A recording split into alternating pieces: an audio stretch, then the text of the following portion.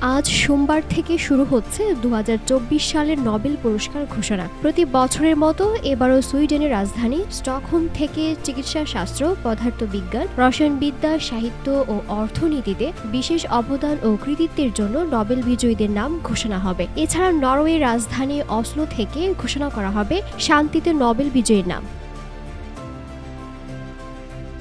এই পুরস্কার বিশ্বের সবচেয়ে দামি এবং সম্মানজনক পুরস্কার হিসাবে পরিগণিত হয়ে আসছে 100 বছরেরও বেশি সময় ধরে।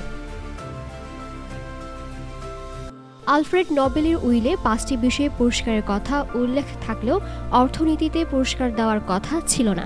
1968 সাল দ্য ব্যাংক অফ সুইডেনের নেওয়া এক বিশেষ সিদ্ধান্তে অর্থনীতিতে পুরস্কার দেওয়ার কথা ঘোষণা করা হয়।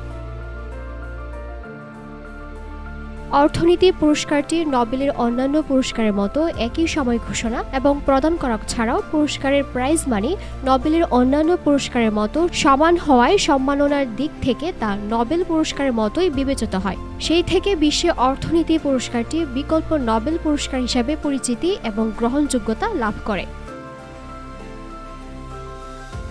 প্রথানুযায়ী আগামী 10 ডিসেম্বর পুরস্কারের জনক বিশ্বখ্যাত বিজ্ঞানী আলফ্রেড নোবেলের মৃত্যুবার্ষিকীতে স্টকহোম ও অসলোতে এক অনাড়ম্বর অনুষ্ঠানের মাধ্যমে প্রতি বিষয়ের বিজয়ীদের হাতে 11 মিলিয়ন সুইডিশ ক্রোনারের চেক, একটি মানপত্র এবং একটি স্বর্ণপদক দেওয়া হবে।